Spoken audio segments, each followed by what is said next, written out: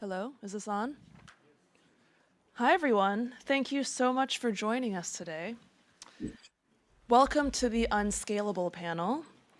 Technological tools and platforms are often talked about in terms of scalability, the ability to expand or contract in a smooth and seamless manner.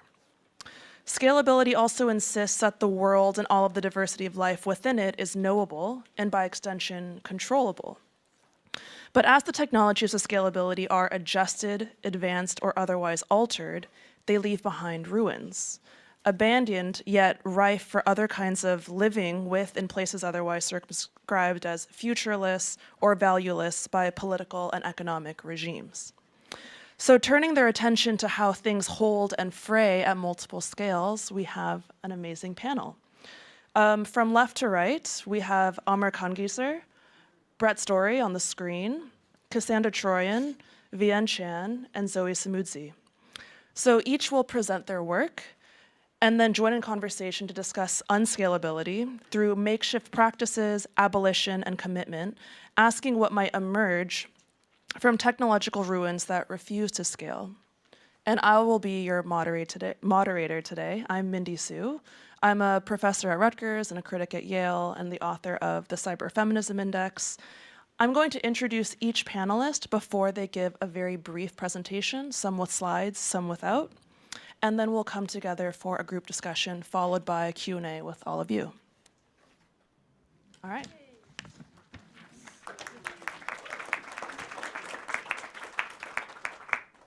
So first up, we have Amer Kanngieser. Amer Kanngieser is a geographer and sound artist. They are a Marie Sklodowska-Curie Research Fellow in Geohumanities at Royal Holloway, University of London. Their current projects amplify movements for self-determination in Oceania in relation to ongoing colonization through resource extraction, environmental racism, and ecological disaster. They are the author of Experimental Politics and the Making of Worlds, and Between Sound and Silence, Listening Toward Environmental Relations. Their audio work has been commissioned by BBC Radio, ABC Radio National, Deutschland Radio, Radio Makba, the National History Museum London, the Museum of Modern Art Warsaw, among many others. So with that, I'll give it to you. Thank you. Is on? Okay. Thank you. Hi. Thank you, Mindy, for that introduction. So as Mindy introduced, my name is Amer Kanngieser, and I'm a sound artist, geographer, and sonic ethnographer. Is this slide going to come up? Can you? It is? Okay, great. It's on that side. Right. Okay. There you go. So I am German-Australian, and I'm a settler colonizer living most often on the unceded lands of the Woiwurrung and Bunurong people of the East Kulin Nations in so-called Melbourne, Australia. Both Germany and Australia have historical and ongoing imperial and colonial ties to much of the Pacific, and particularly in Germany, this is a history and an ongoing legacy that is very little spoken about. For the past 7 years, I've been working with Pacific people, predominantly Pacific women, queer and transgender artists, organizers and scholars, to amplify movements for self-determination and liberation in the face of resource extraction, environmental racism and ecological disaster. I focus specifically on community-led responses at the intersection of historical and ongoing colonialism and neocolonialism and the impacts of climate crisis. In my work, I ask questions around what is lost in the scaling of community and catastrophe, what is unfamiliar to scale and cannot be contained within certain spatial and temporal structures or mechanisms of scaling. The narratives around the Pacific coming from the so-called economic global north about the Pacific as a front line for ecocide, where the continuing effects of colonialism on the environment are felt in the exacerbation of climate impacts, such as increasingly volatile and frequent cyclones, floodings, droughts, and coral bleaching, are ones that alternate between one-dimensional characterizations of heroes or victims. This ties to what Gurnpool scholar Aileen Morton Robinson identifies as white possession, a mode of rationalization underpinned by, and I quote, the desire to invest in reproducing and reaffirming the nation-state's ownership, control, and domination. These proprietary logics of knowledge at play in making everything knowable about the Pacific through Anglo-European ways of ordering, naming, and categorizing the world reduces them to make them perceptible.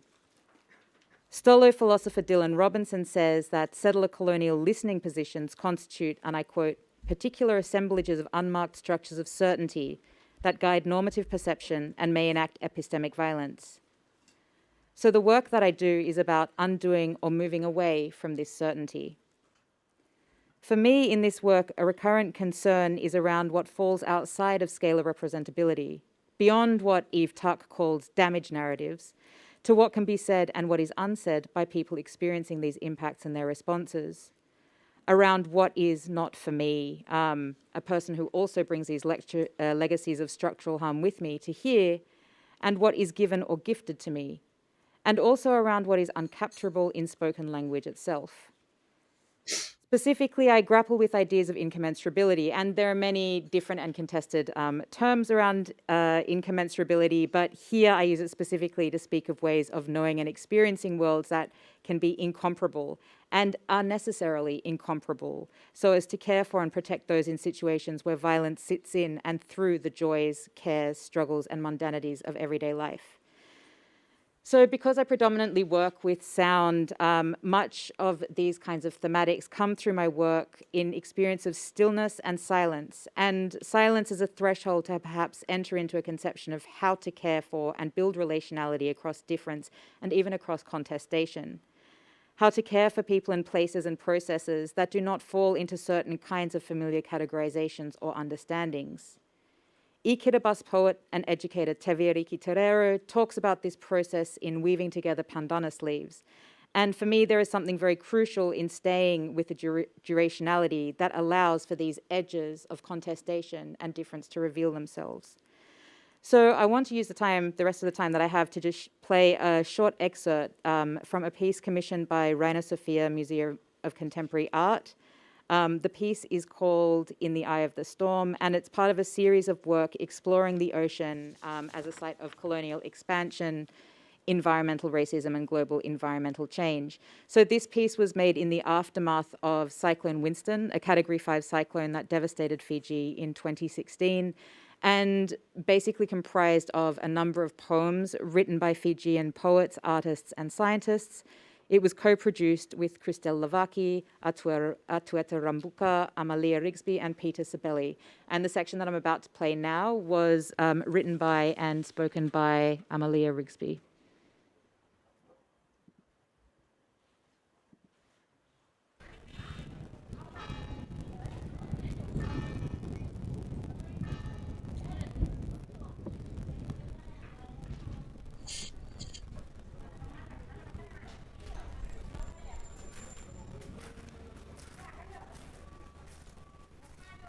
I remember my aunt telling me about Cyclone Millie of 1976.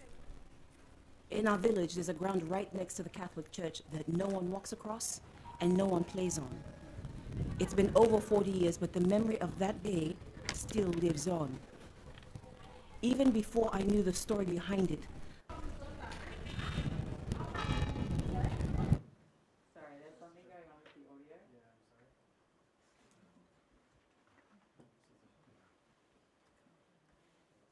Do you want me to just try to play it off an MP3 player?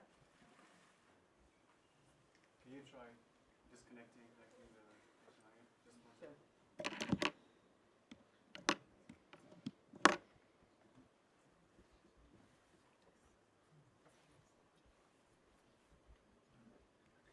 I can also just play it through another audio player if you want. That would be good, yeah.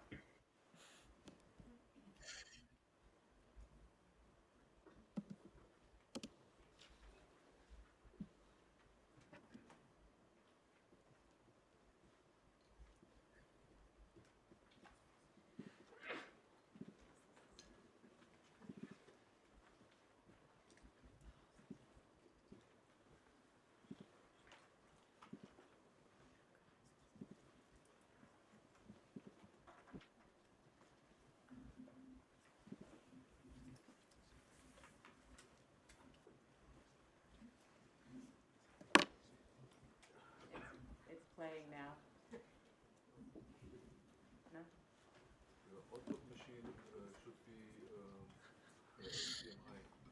Huh? Your audio output machine should be HDMI.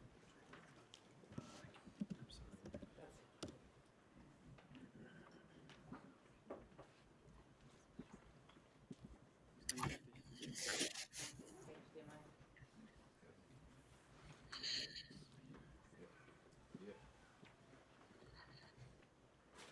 Does not work. Was? No, doesn't work. Should. Doesn't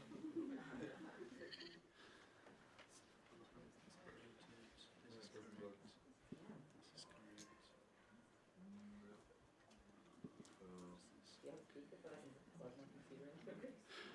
HDMI im System? Ja, überall VLC-System.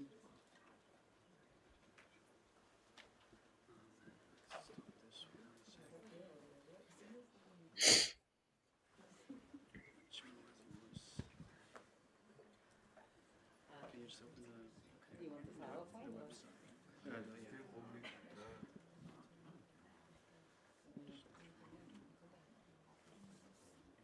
Kommt jetzt was? Nee, Martha? kommt gar nicht. Even this is not working. Aha, im System oben links.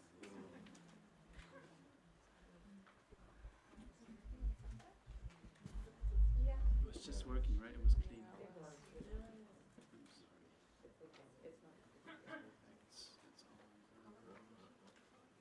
sieht gut aus. Ja, ne?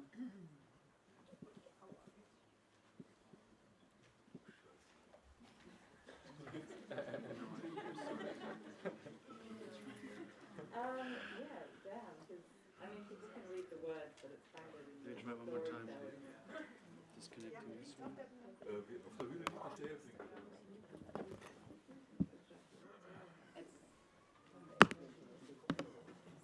Ja.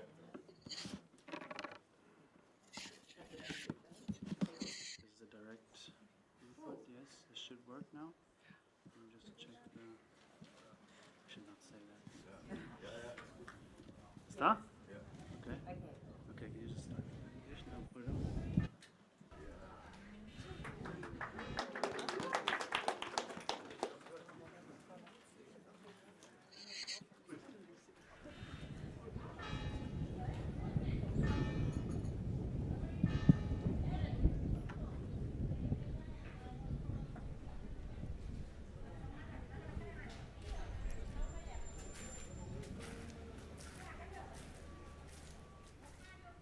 I remember my aunt telling me about Cyclone Melly of 1976. In our village, there's a ground right next to the Catholic Church that no one walks across and no one plays on. It's been over 40 years, but the memory of that day still lives on. Even before I knew the story behind it, I knew it was Istanbul. It was just one of those things that you felt, that you knew, without anyone ever having to tell you. My aunt says that during Cyclone Melly, the people, my people, ran to the one structure that they trusted to keep them safe, the church. And there they stayed through the storm even after they began to feel the building start to lurch. My aunt says that young and old, parents with their children, they were all under that giant roof when it gave way and caved in. My aunt says that thankfully they died where they stood. Under rock, rain, and thunder, they lay for a day or two before they could be buried. My aunt says that there were no coffins or mats or special clothes, that husbands cried out when they were not allowed to touch their wives before they were dropped into that church-sized hole. My aunt says it's probably one of the darkest days of our village's history, but I find myself thinking of that story less and less, almost if it's a kindergarten memory. Only in the 21st century can the memory of a mass grave be turned into something so mundane.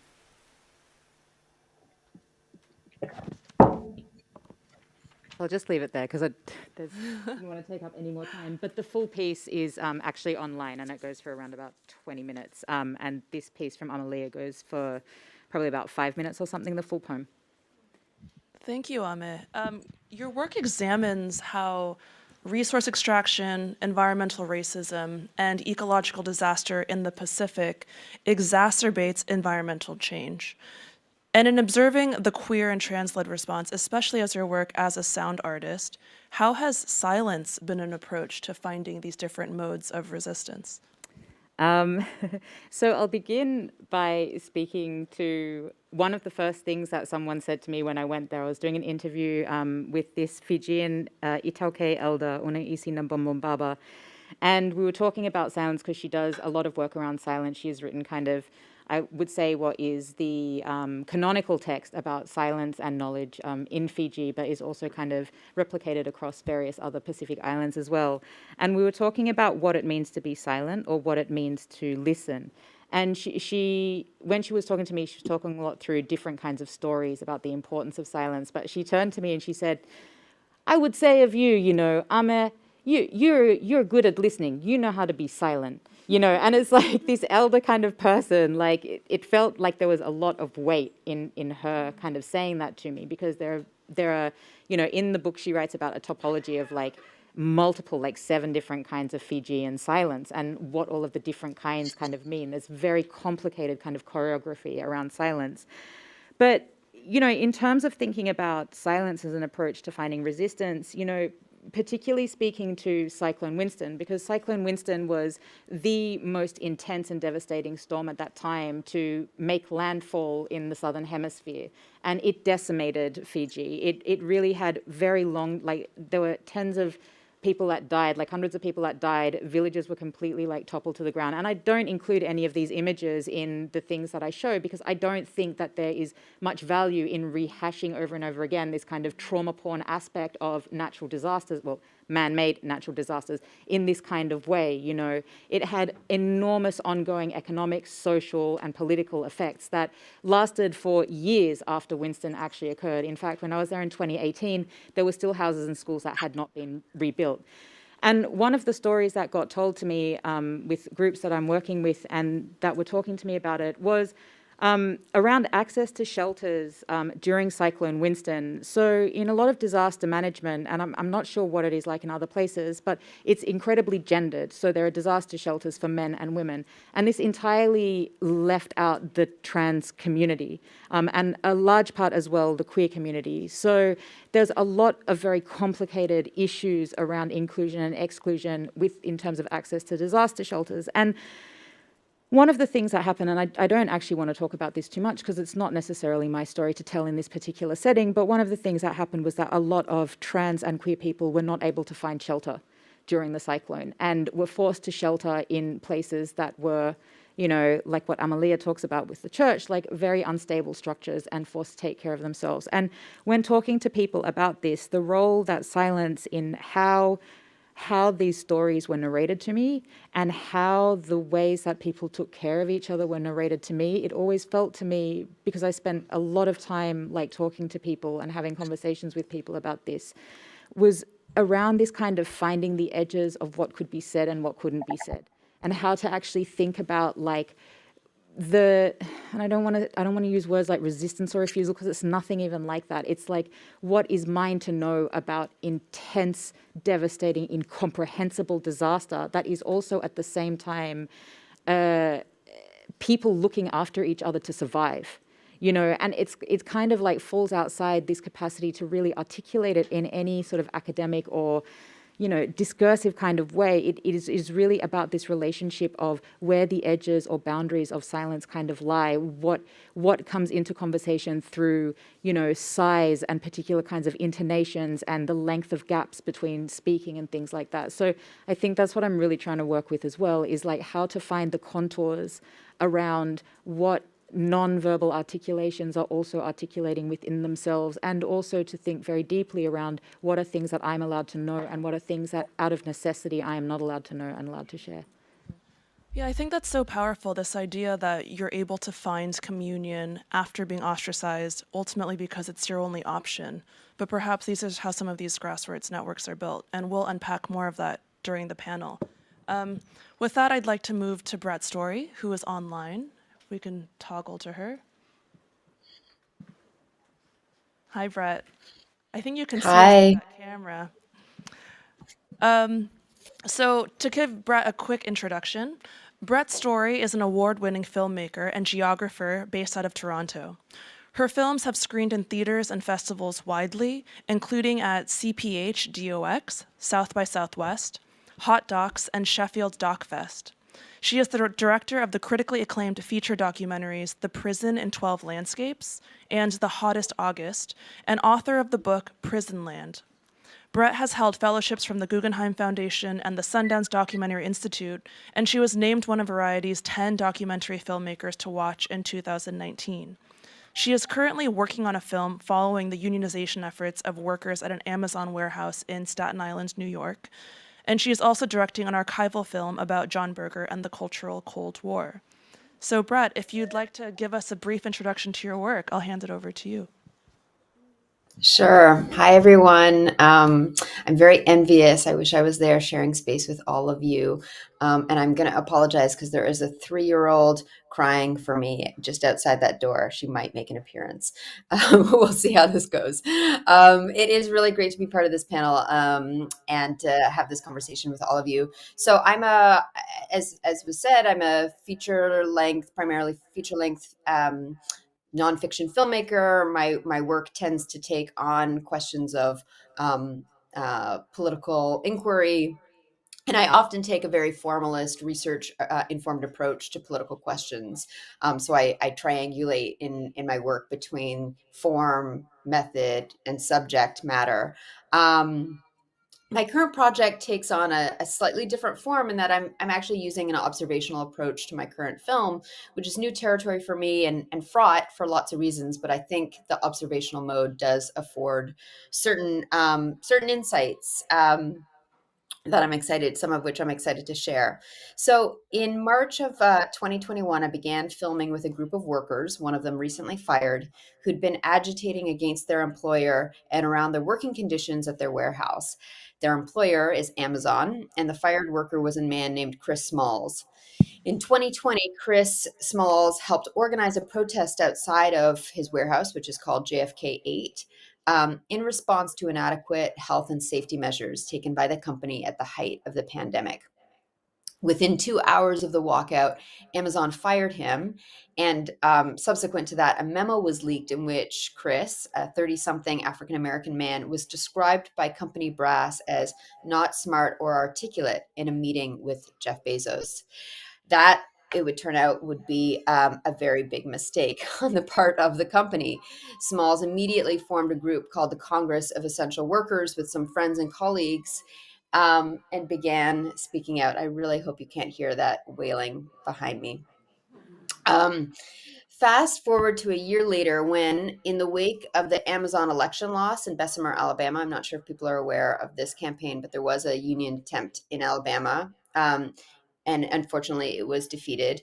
In the wake of that, Smalls and a very small multiracial group of fellow workers decided to begin their own unionization campaign. And we started filming with them from, basically this moment on. And they decided they would do it entirely alone without any help or support. Not that it was being offered, but no support from an established or national union. They formed what they called the Independent Amazon Labor Union, set up a tent right beside the bus stop across from the warehouse where they worked, and spent the next 11 months talking to workers, collecting election signatures, and really learning in real time to become political organizers. This is not a group of people who had political organizing experience, activist organizing experience. I'm going to show a small clip, but just before that, just to bring in this question of scale, I mean, to describe them in the most sort of basic scalar terms, they were very small at their height. I mean, they still are in many ways. At their height, it was 25 organizers, but most days and most nights, because they sat at this tent day and night for 11 months, there were 4, 5, maybe 6 of them. Very little money, no support. And, it's sort of easy to forget now that we all know that they ended up winning their election, that for all of this period, really up until the day that the election results were announced, no one really believed that they could win. especially against the largest and richest company on the planet. So scale is really important in my own approach to this project, and I can get into it in a minute. And I'll just say, as a geographer, I follow radical geographers in defining scale as materially real frames of social action, right? So, or the geographic organizer and expression of social action. So this is really useful in that it reminds us that scale is historically mutable, and that we're constantly making it and remaking it. So the warehouse is obviously itself one such frame, but so is the break room, so is the tent that they set up, so is the captive audience meeting. And I'm going to show you a clip that's somewhat sensitive. It features one of the organizers, a woman named Natalie, a worker organizer. I'll just ask that people don't take pictures or record this because it is sensitive footage. So we can play the clip, and it's about 2.5 minutes long.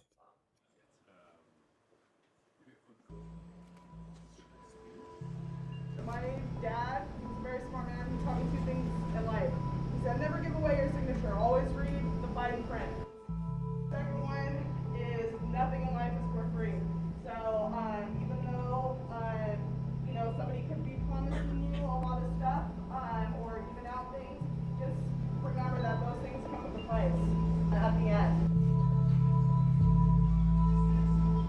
So, our commitment, again, we like the one-on-one relationship, we like being able to work with you directly, and that speed and efficiency that goes along with that for solving issues and making this the culture that you want within your workplace. So what we're committed to is protecting your rights, listening to you, respecting your opinions, and being open and honest. We have to present you facts, we have to be honest, and if that is not happening at any level, it needs to be escalated. So if in your process path, these promises, these commitments are not being kept, take it up to the next leader. And there's no problem with that. That open door policy, we've already spoken with the senior team here, the GM, the AGM, and they are aligned with that same. And in return, there's a lot of training going on as well with the area managers to make sure that they're aligned with that as well. So it doesn't mean we're perfect, but that's the commitment, that's the expectation, and that's what we're going to continue to work towards. All right? So that's the ultimate theme. Remember, your signature is worth something. So protect your signature and do your research. Do your research. So if it's for you, then that's fine. And if it's not for you, then you've done the research to understand why that may be the case. Hi, my name is Natalie. I'm a sort inductor on the ship dock, and I'm actually one of the lead organizers for the Amazon Labor Union. Just to let you know, the leader of the ALU is Chris Smalls. He was fired last April when he went outside and protested because we were not getting PPE inside the factory, even though we were processing it for the rest of the world. Okay, so him and everybody involved in that protest, all of his friends that also worked here, got fired. Okay, so when I say that we put a union out there that is worker-led and is Amazon employees, we have all of you in mind. It's workers protecting workers and standing up for workers. No, and you guys, no. I want to say one more thing. You talk about $1,200. Union busters make $2,000 to $3,000 per day paid by Amazon to sell everybody out.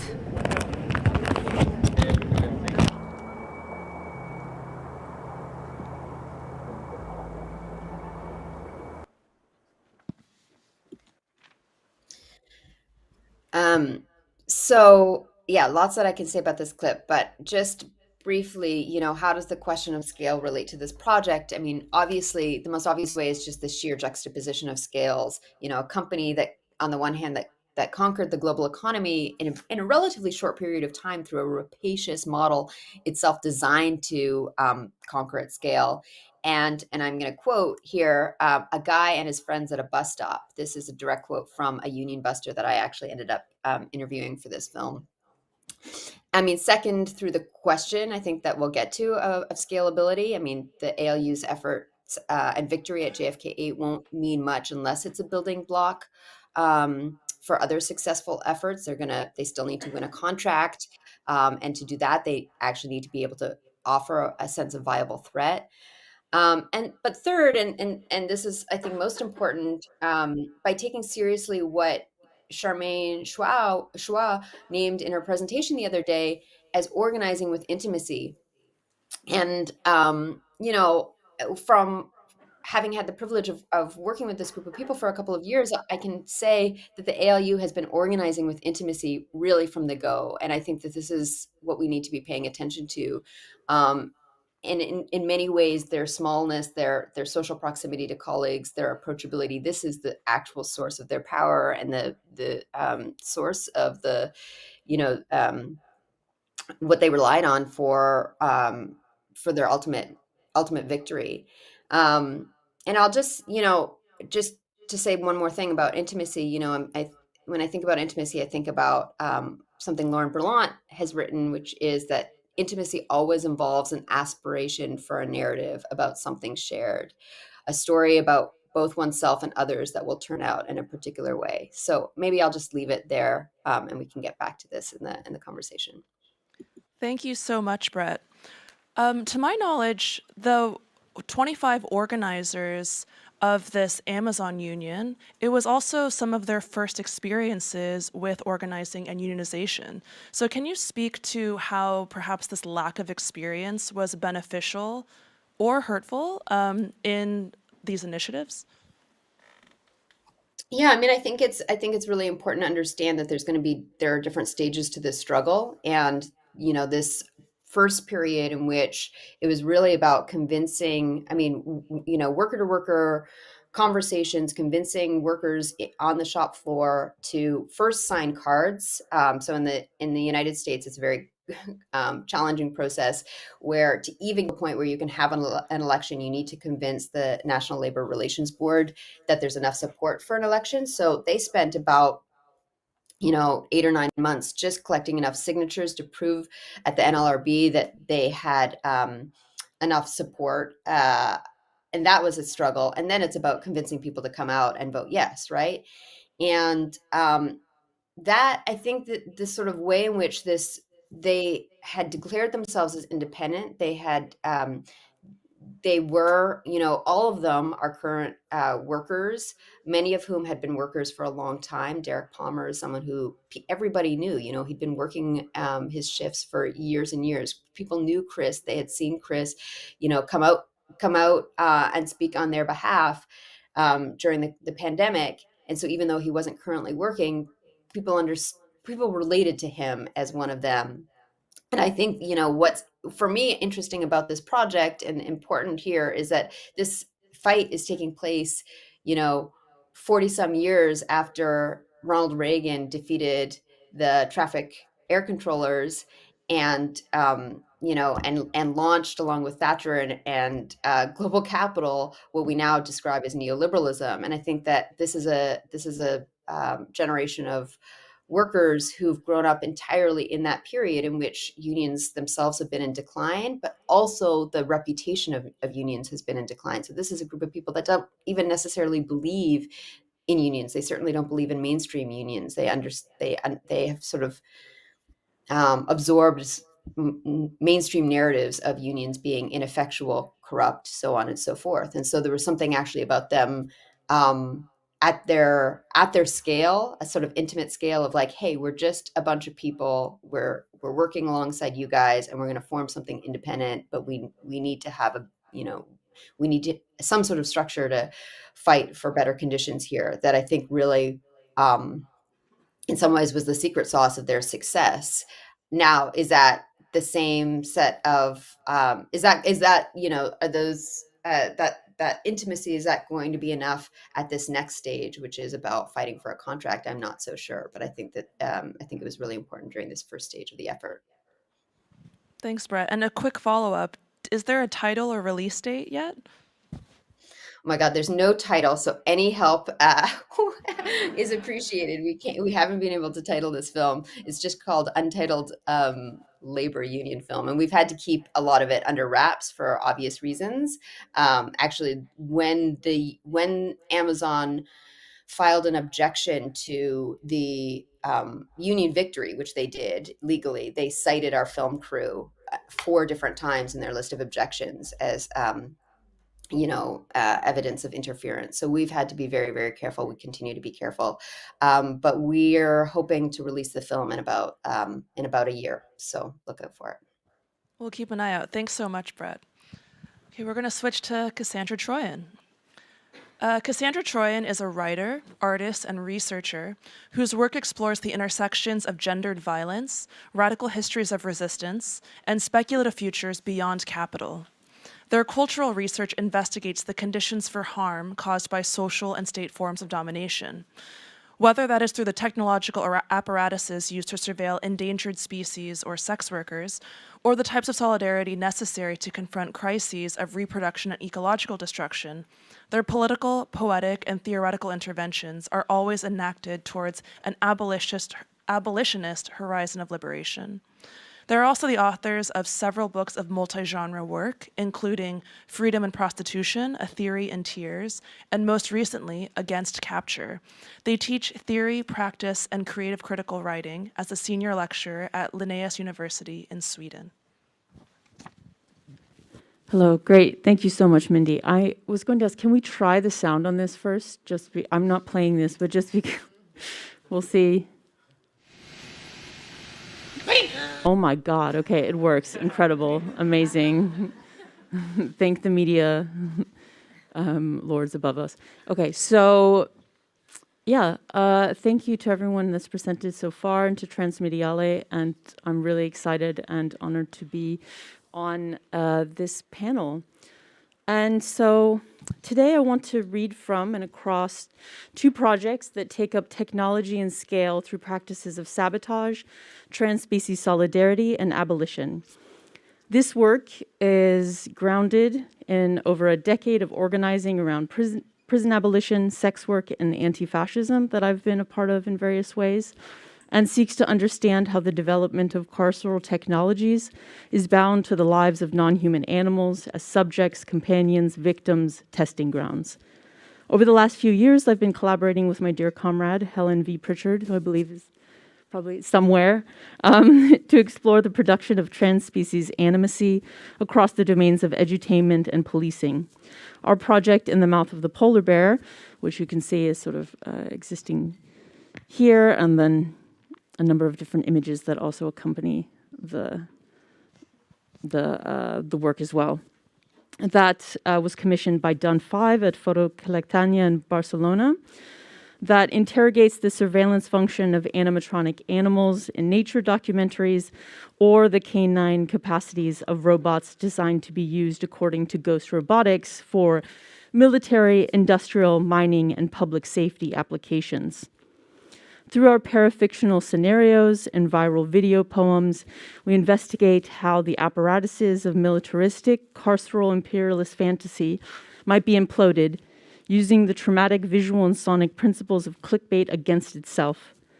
Ultimately, we seek to abolish the category of the species along with the injurious technologies that name, sense, and scan it. My recent publication, Against Capture, takes up the practice of abolition to imagine poetry as a technology of liberation.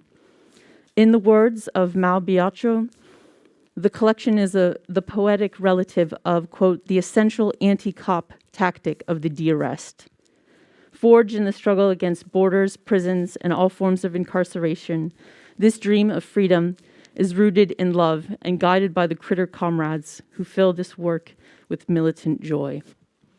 And so now I will, and so this work is also comprised of a number of different videos that we have created and these sort of texts that live on this site. And so I will read the accompanying text while we watch the film. Nurturing a snowball. The eye of the land. Was it right? Sorry. Can you turn it up maybe a little bit? Okay. Nurturing a snowball. The eye of the land rolls along as distraction, deviation, riding a lens, waiting for another egg that already contains the earth to emerge, and with it, solidify the core, the whimper, the gurgle, slow digital clicking, taken away by the waves and drowned at sea, or refused to say goodbye. Unlike the other animatronic figures in BBC's Spy in the Wild, the polar bear spy cams are not actually polar bears. The bear's sheer size and status as the largest carnivorous predator on land makes a robotic rendering of them impossible. Instead, the cameras exist as camouflage elements in their Arctic environment, such as an iceberg, blizzard snowdrift, or snowball. As the quintessential charismatic megafauna, the polar bear's curiosity leads to frequent destruction of the technologies there to surveil them. Curiosity is what captivates humans, although curiosity can also be a best practice of sabotage by testing the supposedly unbreakable structure of these devices of capture. Where does the violence actually reside? In the paws of the destroyer or the colonial eye and hand of the camera maker? We are forced to witness them suffer the brutality of habitat loss, the hunger that brings them into closer contact with humans. To witness this without recourse to action other than sympathy, the only option is for this mode of viewing to be destroyed.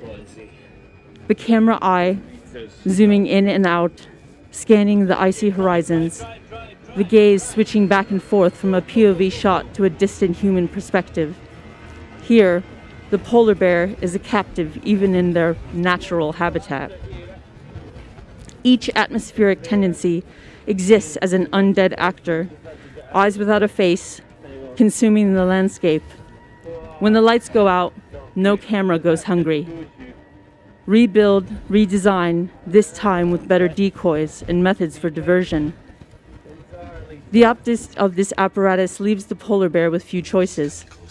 From static to electronic glitches, and finally to black. Only through their mouths can the world expand again. No more tasks, no more games, no more tricks. It's toileting. Everything's a metaphor for everything. Run out of this ponytail headache, discounts on sleep for the nightmare. Even if I sleep a shrimp sleep, my dreams are like that of a whale's. Unruly teenage dolphins passing the puffer, head of wax incorporates the salt. Through buoyancy, you outgrow your invisibility, as curiosity and survival go hands in hand. Hang in there, smash the cam. Thank you so much, Cassandra. So as we've seen, In the Mouth of the Polar Bear investigates how trans-species storytelling can be imploded as a mode for structuring the racist Western imaginary. Can you speak to how we might use trans-species studies and embed it into daily practice? Yeah, I think that I wanted to start maybe by saying like why how I sort of came to this, and I think it was really important that I really see the connection, and it's coming out of these other, sort of abolitionist organizing, that Helen and I, that we were sort of at this multi-species storytelling conference at my university, Linnaeus University, which is of course also named after the grandfather of race biology and classification himself. And to see within this space how it was being, that now non-human animals were basically filling in for and representing the same space that once, would be spoken about in terms of, indigenous or racialized people. And for us really seeing how necessary it is to contend with the historically specific violence within these contexts, but also that we need to actually really think about and critique and ultimately, abolish these categories that will just continue to reproduce various forms of, violence as we continue to use them. And so for us, this practice of, sort of thinking with these forms of animacy and the various kind of speculative fiction and fictioning that we were working with was really influenced a lot by someone such as Leanne Betasamasaki-Simpson in her short history of the blockade, where she's looking at anti-colonial Anishinaabe multi-species sort of narrative of a Mick the giant beaver and relative, and seeing how this relation to the various blockades that were existing at Unistoten and for indigenous self-determination, and looking at the creation of the Beavers Dam and seeing as they're both disrupting the infrastructures of the settler state and using that as a way to have a reassembly of worlds otherwise. And so that, I think that has been something that's very important for kind of the impetus of why this particular form of, maybe storytelling. And then, to really also want to engage with it as well. And I think some of the things that you were saying as well, Amer, of like, what is, the way to engage with this? What is our sort of, place? And so we were thinking a lot about the text, Accomplices, Not Allies, which is about destroying the ally industrial complex, and specifically like what are the roles of of academics and who are wanting to do these work in various spaces. And something that they sort of say is like, should we desire to merely unlearn oppression or to smash it to fucking pieces and have its very existence gone? An accomplice and academic would seek ways to leverage resources and material support and or betray their institution to further liberation struggles. An intellectual accomplice would strategize with, not for, and not be afraid to pick up a hammer. And so I think that for us, this practice or way of using, this particular framework is really about trying to think about what it means to pick up the hammer and, and in certain ways quite literally in various forms of, mutual aid, or also participating with land-based struggles or resistance where you are, and really coming to it from that, sort of perspective of what, you're doing. And I think that that has also been part of now how, seeing what's happening in Sweden and currently in Sápmi, the indigenous territory of the Sami people who have been undergoing, the sort of colonial violence of the Swedish state for, a millennia now. So I think that, these different points are really important to see that. I wouldn't say that it's a kind of, practice that you can just sort of apply. It really depends upon and working from the place that you are and the sort of struggles or, sort of issues that then are constituted and what is necessary to sort of respond to that. Thank you so much, Cassandra. So up next, we have Vienne Chan. Vienne is an artist and researcher interested in economic justice. In the last few years, she has been especially interested in pension systems and their narratives. She has held a European Media Art Platform residency at MCult in Helsinki, a Weizmann Art Museum creative collaboration residency with the Carlson School of Management at the University of Minnesota. Vienne holds an MFA in Public Art and New Artistic Strategies from Bauhaus University, Weimar. She is currently on the editorial board of the peer-reviewed journal Money on the Left and was a research associate at Documenta Institute. Hi, is this working? Yes. So I've been looking at pensions. To the topic of this panel, the scale of pensions is quite invisible, but there are historians who say the capitalism we have today would not have been possible without pension funds. And pensions are so huge because we all pay into them with this somehow underlying promise that all these contributions will at the end somehow help us secure well-being when we get old and frail and can't work anymore. But if we look around us, it doesn't seem to be working out so well. Because, you look around today and the elderly seem to be having a really poor quality of life. And this is expected to get much worse in the future because we're facing an aging population. And governments, in response to this aging population, they've been implementing all sorts of reforms, going from delaying retirement age to changing the way benefits are calculated so you get fewer benefits in return, to doing, investing in child support with the idea that, that will make having children a bit more attractive to counter this aging population trend. And on top of all this, governments have been moving from what is called a pay-go system, pay-as-you-go, which is where the current generation of workers, their contributions actually go towards paying the current generation of pensioners. So a lot of governments have been moving away from this pay-go system towards a private savings model. So this private savings model is incredibly problematic. First of all, they tend to invest in things that are bad for our present well-being and most likely future well-being as well, from things such as not so clean energy to real estate, which drives up our current cost of living. Essentially, we're sacrificing our present for a promise of a future that may or may not materialize. You know, this private savings model is quite, you know, what happens with that money is really problematic.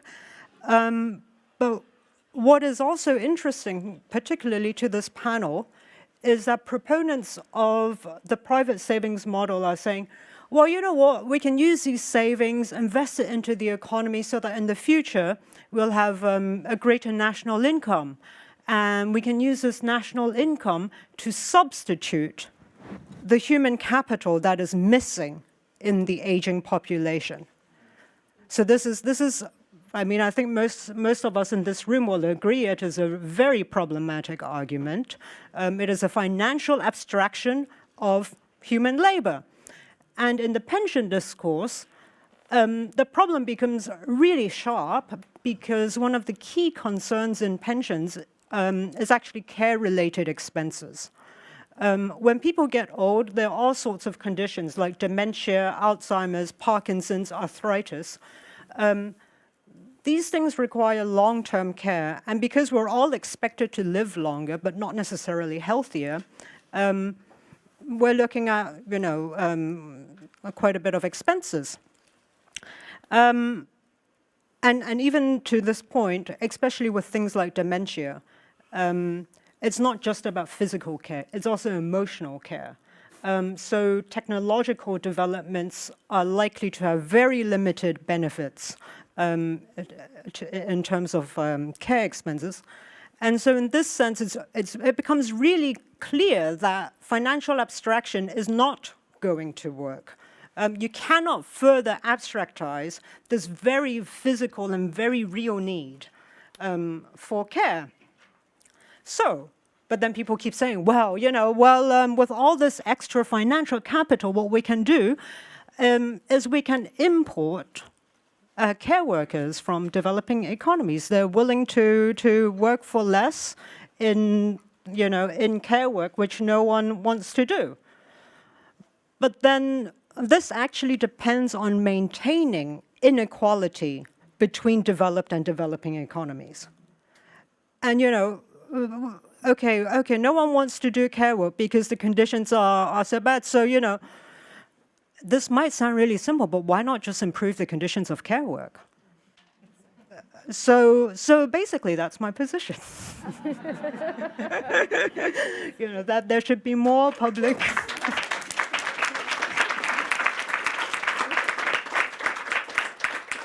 Yeah, so that there should be more public investment into the public provision of care work, which can also potentially counter this financial abstraction that is happening. Thanks, Vienne.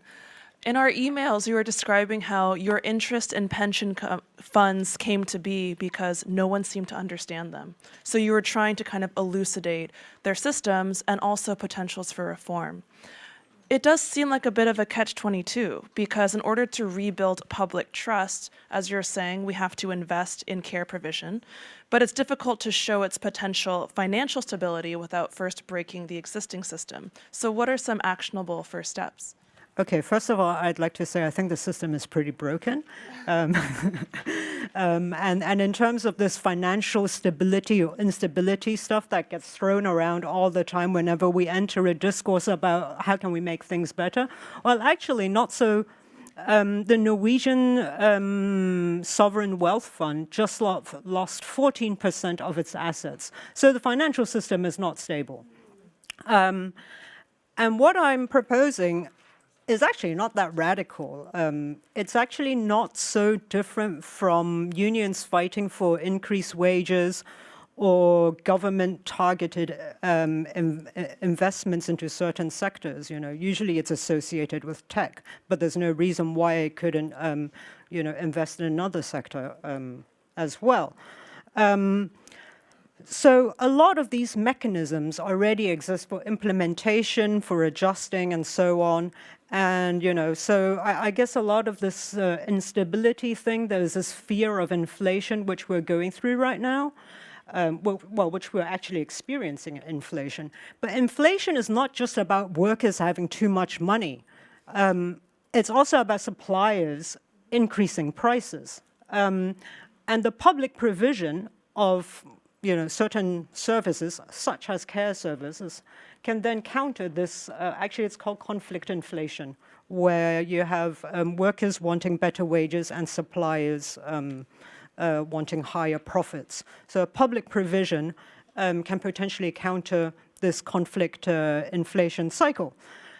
As for actionable steps, I think first of all it would be important to go beyond the discourse of a basic income, because someone always has to do the work.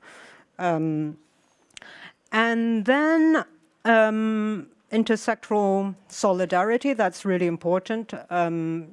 Joining existing labor movements, such as with the Amazon union workers, but not limited to.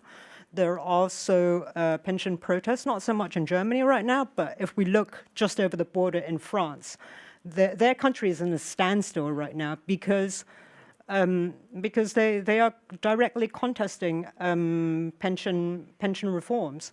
Yeah. Thank you so much, Vienne. Okay, last but not least, and then we'll move into our panel. So Zoé Samudzi is an SCI Fellow and Assistant Professor in Photography at the Rhode Island School of Design. She holds a PhD in Medical Sociology from the University of California, San Francisco, and her research engages genocide and German coloniality, political memory, race-making, and visuality, and the spatialities of race and violence. She is an associate editor at Parapraxis magazine and a writer and critic whose work has appeared in Art Forum, The New Republic, Art in America, The Architectural View, among many others. She is also the co-author of As Black as Resistance, Finding the Conditions for Liberation. Hi, everyone. Really glad to be here. Like Amer, I'm really interested also in the concept of incommensurability in a slightly different direction. Incommensurability, it doesn't just describe a difficulty in translation, but rather an incomparability of conceivable metrics, that contrasted magnitudes are immeasurable, that rivaling theories are incomparable. And in the history of science, incommensurability is associated with paradigm shifts within scientific revolutions. But another conception of incommensurability pertains to the dominance of settler logics that render indigenous socialities ungovernable and unanswerable to Euro-American legal structures. Thus, land could be taken, unhumaned people could be enslaved and killed, entire life worlds could be settled and destroyed. In court, relatively recently, the plaintiffs, which were the Ovaherero and Nama peoples and their legal team, drew upon historical convention as a means of translating their experiential knowledge as descendants of genocide survivors and historiographies into sufficiently legible and evidentiary grammars of legal speak. The brief in part read, quote, Germany's logic was that, as the Ovaherero and Nama faced extinction by genocide, samples of these two people must be preserved for science and for posterity. These takings were thus the souveniring of genocide, and so a continuation of the same, which makes the American Museum of Natural History as much a locus of Germany's crime as the Shark Island concentration camp itself. The nature of the taking of human remains is also reflected by its methods. Here, for example, forcing women prisoners to remove the flesh from boiled heads of their own kin, Germany sought to cause maximal loss, extract all profits from its slaves down to their skulls, and reinforce white supremacy through dehumanization. By taking these skulls, Germany's message was not only that Herero and Nama lives did not matter, but that they were not really human lives at all. This conception of incommensurability, endures in the incompatible registers between indigenous people and international law in the aftermath of this genocide. An indigenous African metaphysics in which the urgency of repatriating and properly ancestralizing human remains and the ontological wound of the absence of those ancestors cannot be conceived as a legally or politically viable explanation that would compel Germany to return these skulls and precious artifacts.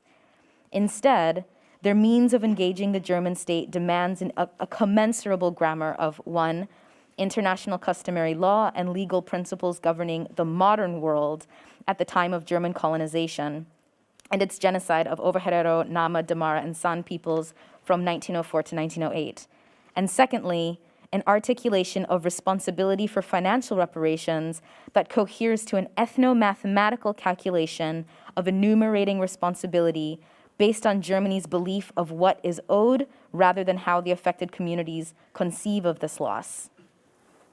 Sam Khaiseb, a member of the Nama Genocide Technical Committee, reiterated the illegitimacy of the bilateral agreement between the Namibian and German governments, rooted in just this performance of financial settlement. But with regards to this recognition, he stated, acknowledgement is not just Germany saying they acknowledge. What are they acknowledging? What does Germany acknowledge as genocide? And what would Germans say their government is apologizing for?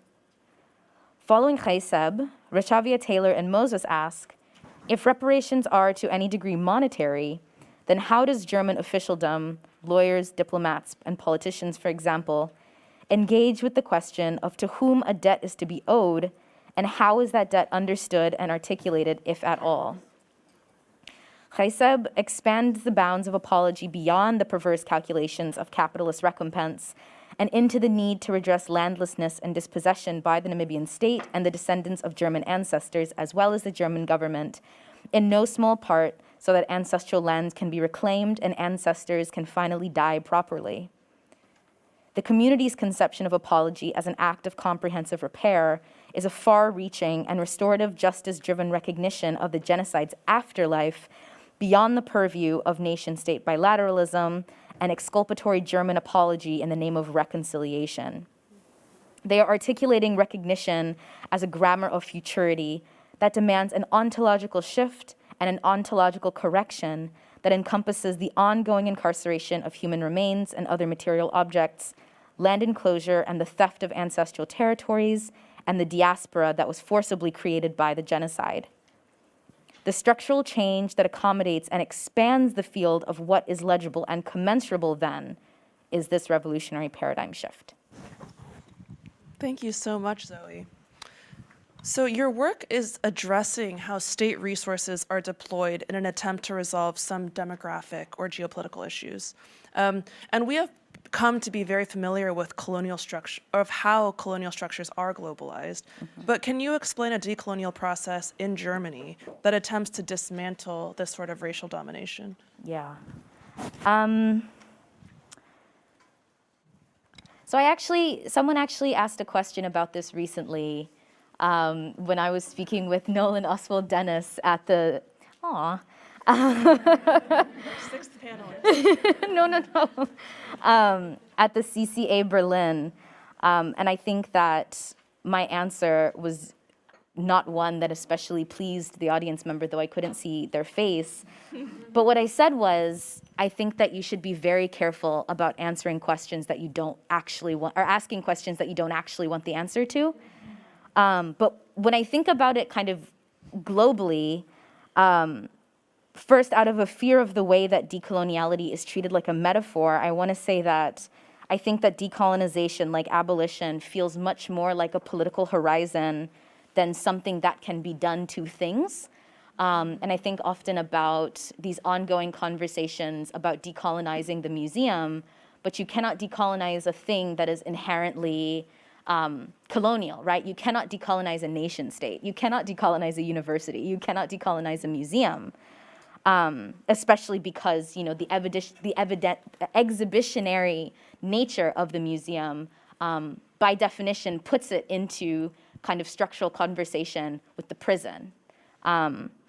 But with regards to kind of decolonial forms, I think what I would say is that there's a very important clarification that I think is really warranted in this kind of question. And it's a question, or it's one that is put forward by Sabelo Ndlovu-Gatsheni, who is a kind of decolonial scholar, which I still, after all of that, feel silly saying. And he makes a distinction between emancipation and liberation. And in Scenes of Subjection, Saidiya Hartman talks about how emancipation institutes debt, that after enslaved people were emancipated, they then became indebted to whiteness, to the planter class, through these structures of sharecropping, through these new mechanisms of enclosure outside of chattel slavery. And if we think about kind of internationally and we think about global liberation struggles, it is this emancipation that led to new forms of forced integration into racial modernity via the Westphalian system and racial capitalism. And this emancipation is also how we have historicized liberation movements. And I think that the first important thing that we have to do is to not confuse the two things. That's excellent. Thank you so much. We're running very short on time. I have a lot of questions, but I'm going to try to get through as many as possible, but we will have time at the end for a Q&A. So this panel's focus on scalability comes from the anthropologist Anna Singh's call for listening attentively to a multitude of voices, human and non-human, to rethink modes of collaboration across difference. So in Singh's conceptual framework, scalability is not negative or positive. It's neutral, and that's due to the inevitability of contamination. And these are desirable forms of disturbance that create conditions for change. So what are your observations of contamination and your distinct practices, especially in scalable structures? Oh, I'll go. Great. So I can't claim to be any expert on this, but I think the way protests become an enactment of rights, especially in the case of the Gilets jaunes, the yellow vests in France that started, was it 2018, I think, or even earlier, that crossed the political spectrum. It included people from the far right to the far left, but they were basically fighting together for, I guess different people had different interests, but they were basically fighting against Macron's initial proposal of a fuel tax. So it was this expansion of basically this Macronian lack of welfare state that pushed to go towards this new form of organization. Also, there's 3 mics on this table in case everyone wants to just have one in hand. I have to pass the baton. Who's going?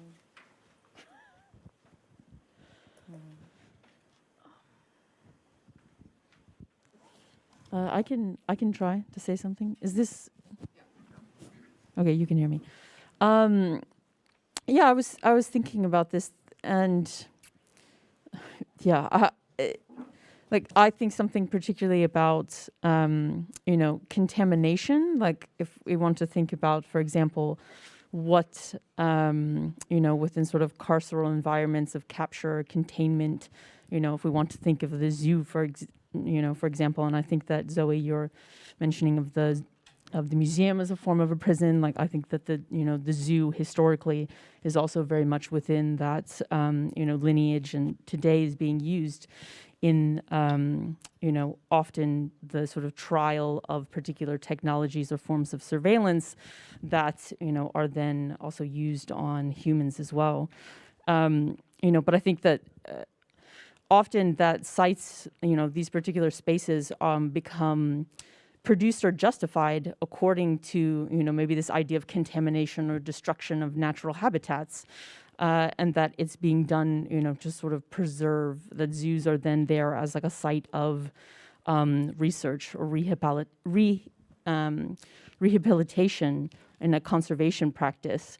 And so I think it's really important to see that, that maybe forcing this contamination can produce, and how it produces particular forms of disturbances for potential positive forms of change. But I think we have to be very, very careful about that because of the opportunistic ways it's been used by, capital to actually produce more forms of, violence within that.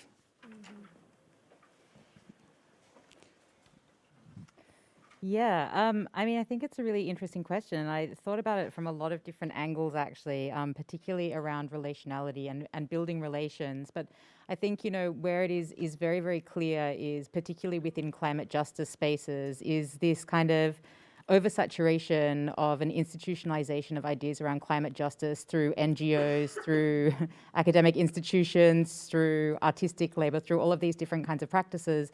And I suppose, like, what I see very much is the kind of re-adoption, or I suppose perhaps even, I'm trying to think of the exact right word to use. It'll come to me at some other point. But the way in which, like, grassroots organizations then kind of reappropriate their initial appropriation and capture into NGOs and those kinds of forms to form their own grassroots collectives and organizing, and to basically be able to utilize funds and to be able to redistribute funds in particular kinds of ways, while also conducting organizing that falls underneath the parameters of what is already captured within those kinds of structures. And so I think that kind of continuous relationality there between a particular narrative and a particular kind of form that, institutions around climate justice and climate justice organizing try to overlay onto, particularly in the Pacific, Indigenous Pacific peoples' experiences around organizing for their own kind of environmental and ecological sustainability is one kind of way that I could see that. Great, thank you, Amer. Am I done? Brett? Well, yeah, I wonder how Brett's able to chime in. If you have any thoughts, please feel free. Yeah, I may have missed the question, but I think I got it. I mean, mainly I've been thinking about it in terms of, on a really basic level, like how challenging power is at any scale, and I think anyone who's been part of not just an activist organization, but any kind of institution is maybe even feeling this at this moment. Is certainly something we're witnessing with the ALU, where, I described the organization as Black-led but multiracial, and I think multiracial, multi-class organizing is incredibly fragile and fraught, and there's part of what happens as like ordinary life in era of all types of forms of crisis and catastrophe is that power is like modicums of power when they're felt within a context where scarcity is all that people have known, get dealt with in incredibly complicated ways. And so I feel like I'm sort of, I'm deliberately being slightly vague here because, I think that in the sort of internal workings of the ALU are not for me to describe to people, but I feel like part of what I've been thinking about in the making of this film and in terms of the responsibility of how using footage that is essentially about like the challenges of real-time organizing for ordinary people in today's economy is thinking about how this group of people are themselves negotiating power and negotiating very real fault lines of class and race. So one of the dynamics within a lot of union organizing efforts right now is a sort of axes between non-salts and salts. And for those of you who don't know, a salt is someone who is who goes into a workplace deliberately in order to organize. Often a salt comes from an established union, has a background organizing or labor organizing, and they infiltrate a workplace deliberately to engage in organizing efforts. Often, and in the case of the ALU, most of the SALTs have never actually been part of organizing efforts, but they have the political impetus too. So they've deliberately gotten jobs at Amazon in order to organize, despite also being, having real needs, financial needs that leads them to that work. And so that becomes this really fragile fault line that demands constant negotiation. And so there's just, the fight is on multiple fronts. And yeah, that's sort of like, I think, part of the sort of challenge of thinking about, when when does scalability actually serve a political effort, and when does it not? I think for me, as a researcher, and as someone who is not a part of the kind of indigenous, ethnic, whatever community that my research is about, I think that it feels kind of weird to call it contamination, but I think that one thing that's incredibly important is a kind of reordering of scholarly priorities.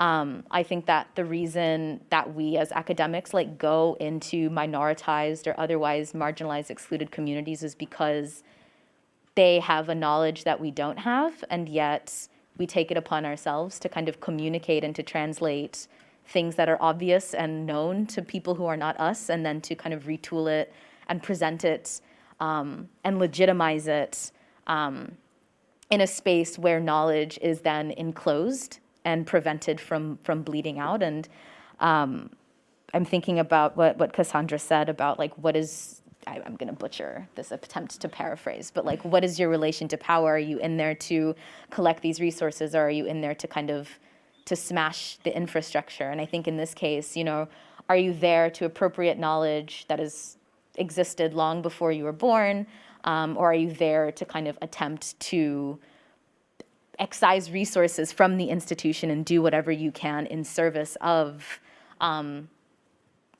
even saying democratizing knowledge feels gross, because, but it almost, and this is, I think, the thing, part of the reason it's so hard to talk about it is because so much of the language that kind of moves knowledge production into a better direction is kind of patronizing, that we've put ourselves into this position to redistribute the knowledge to everyone so that everyone has a claim to it, rather than figuring out ways of writing and presenting and translating that put us behind the people who know much more than we do.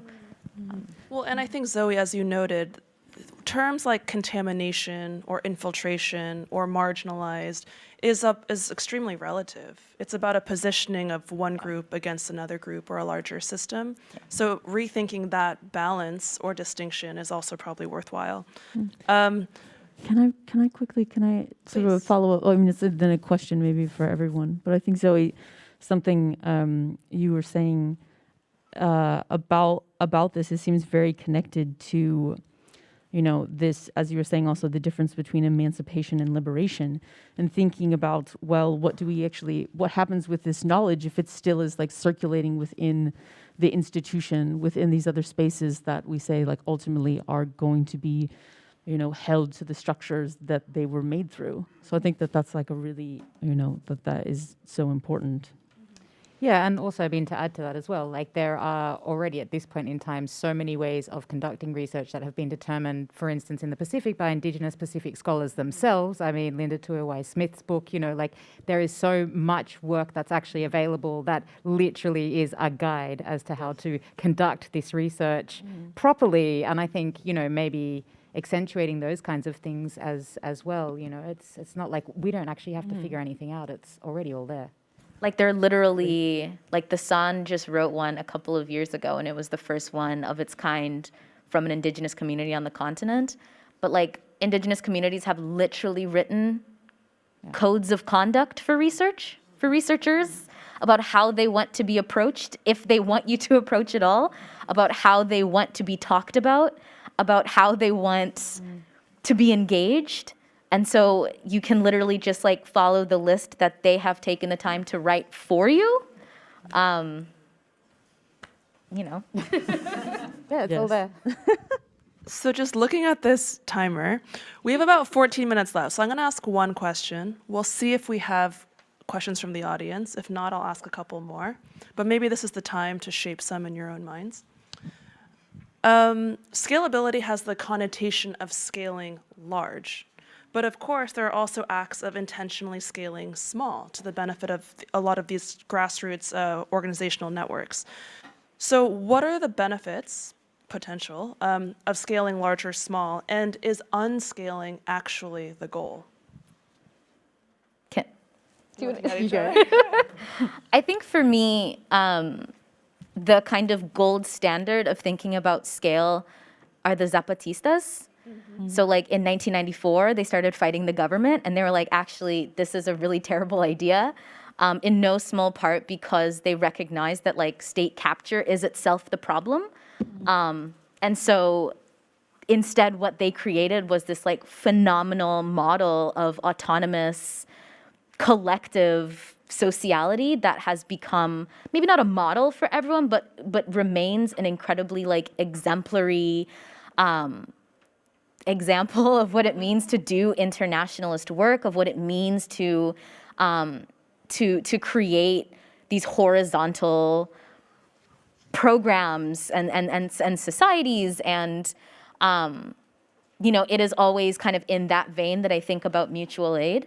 And I think about mutual aid projects as not trying to necessarily replace the state, because, for example, I would be really afraid to leave insulin production in the hands of anarchists.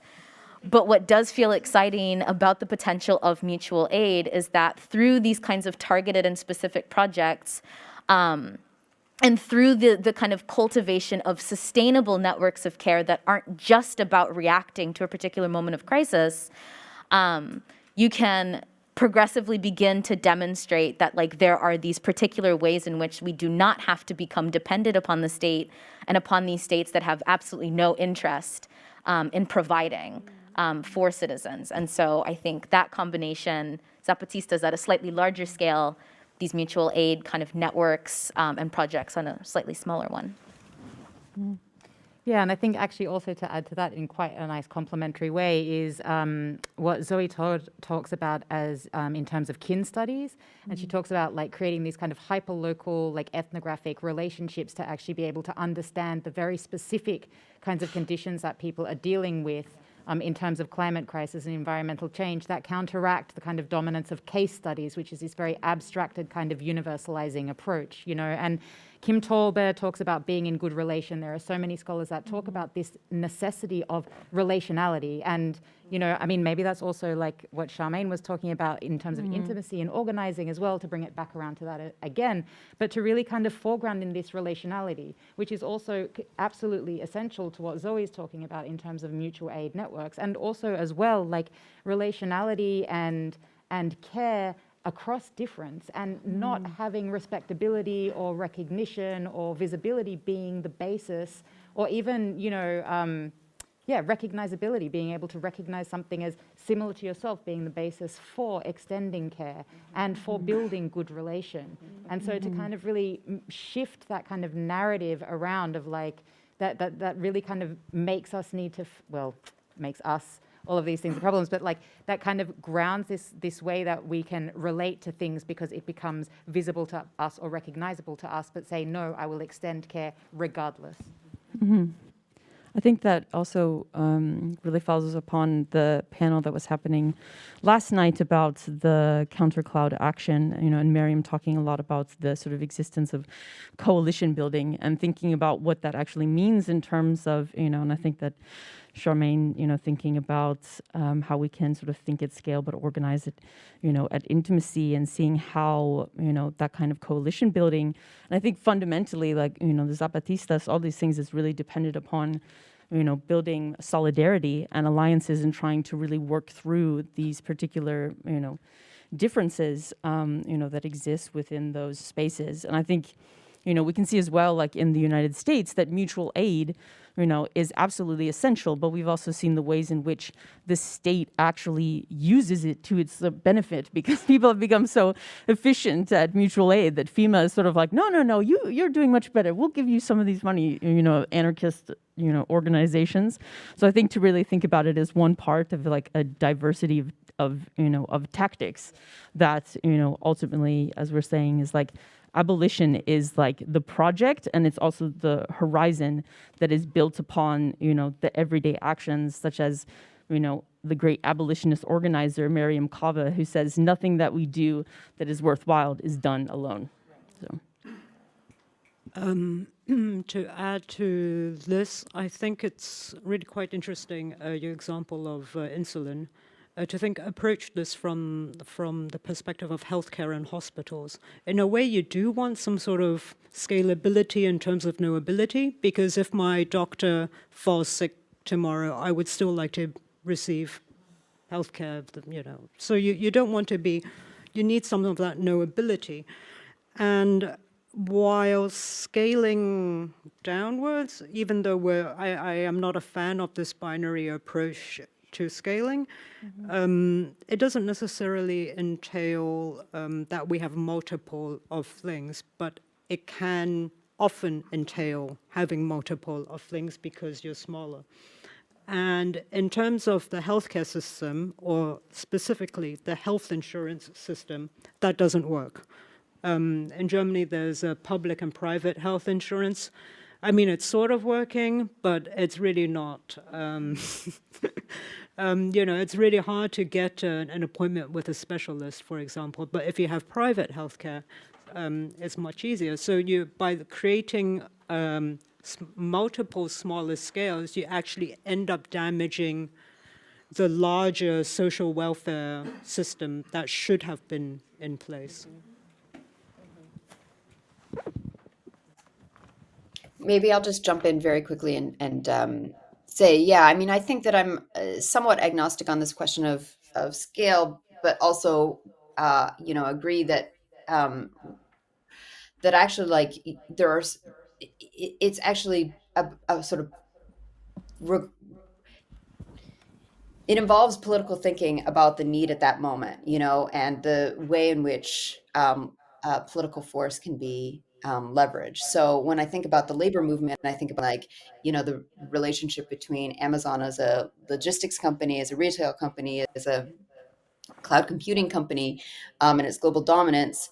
I mean, the question of labor power is an international question, right? So there's we have immediacy on the one hand and intimacy on the one hand, but we also have this question of how are you actually going to leverage real labor power against something that has organized itself as a global entity through an incredible, global supply chain and logistics knowledge. And I think that demands that we think politically and strategically about, the dialectic between intimacy and scaling up labor action in order to be effective. Thank you, Brett. Any questions from the audience? Should I hand a mic?